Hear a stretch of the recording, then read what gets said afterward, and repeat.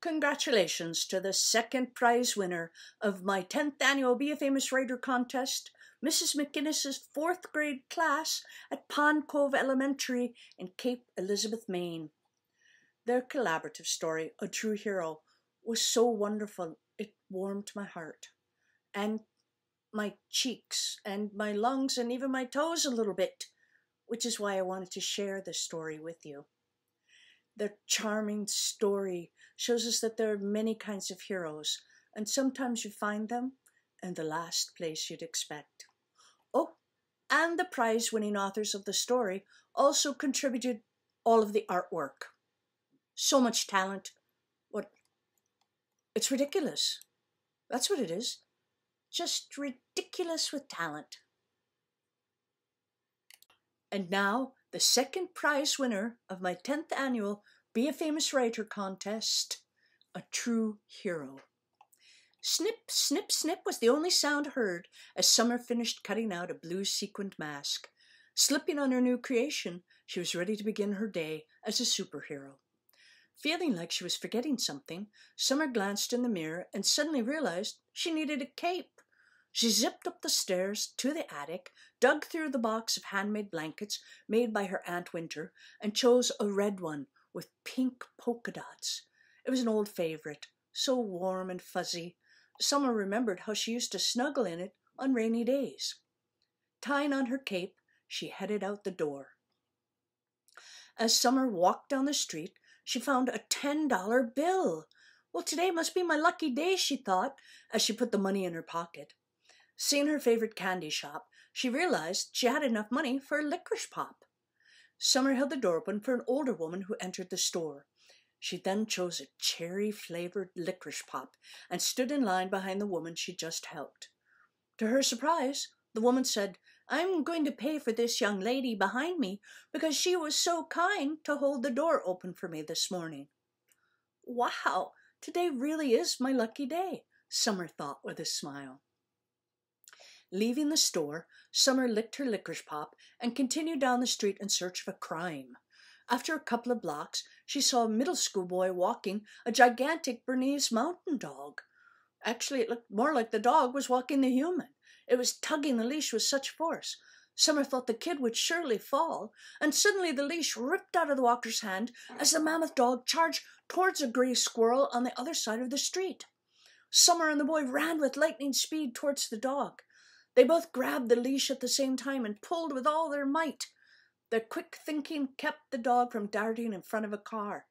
"Oh, thank you so much for helping my dog," gasped the boy in relief. Summer swallowed the last piece of her licorice pop and skipped down the road. Up ahead, she saw a mom pushing a stroller. A little arm reached out and a brown object fell to the ground. Summer wasn't sure what it was. As she got closer, she noticed it was a little teddy bear. Summer knew that when a child lost a favorite toy, it made sleeping hard. Well, almost impossible. She picked up the bear, brushed off the dirt, and sprinted to catch up with the mom. "Excuse me, your baby dropped its teddy bear," said Summer. "Oh my gosh, losing Foo-Foo Bear would have been a catastrophe. Thank you so much," the mom replied gratefully, as a little head poked out of the stroller and said, "Oh, Foo-Foo." Summer entered the downtown area, where she was certain she would find someone in need of a superhero. She stood on a city bench to have a better view. Summer searched the tops of the buildings and the fronts of each bank. Not seeing anyone in need of rescuing, she strolled along the street. Summer passed a man sitting on the sidewalk holding a sign. His clothes were ragged, his wrinkled face was smudged with dirt, his hair was long and tangled, and he looked lonely. Summer stopped to read the sign. In messy, penciled letters, it read, "Homeless, please help." Summer put her hand in her pocket and felt the thin, folded bill she had found. She knew he needed it more than her, so she handed the $10 to the homeless man. With a rough, scratchy tone, the man looked her in the eye and said, "Bless you." Discouraged that she'd not been able to complete one heroic act, Summer turned around and began walking home.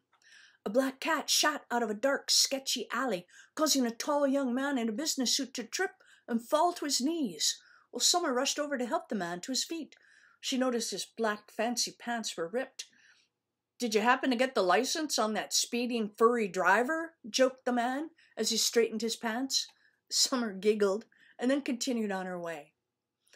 When Summer got home, she opened the door wearing a look of sadness on her face. Her mom and dad were in the kitchen making dinner, and her dad asked, "Well, what's with the gloomy face?" In a teary voice, Summer told her dad about her plans to be a superhero. "I searched the tops of tall buildings for anyone about to fall. I checked the banks downtown for robbers. I couldn't find a single person to save," she said with disappointment. Looking up from the freshly baked cookies she was taking out of the oven, Summer's mom said, "Well, what did you do all day?" "Not much. I found a $10 bill on the street, so I went to the candy shop.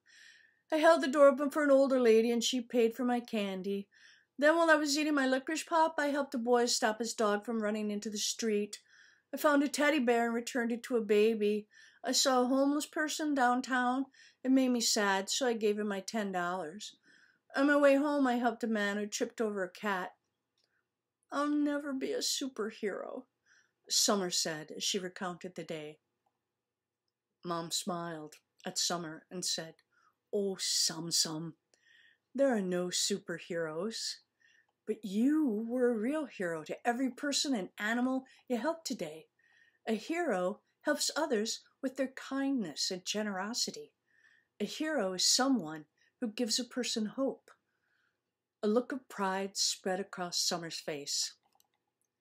Maybe she was a hero, after all.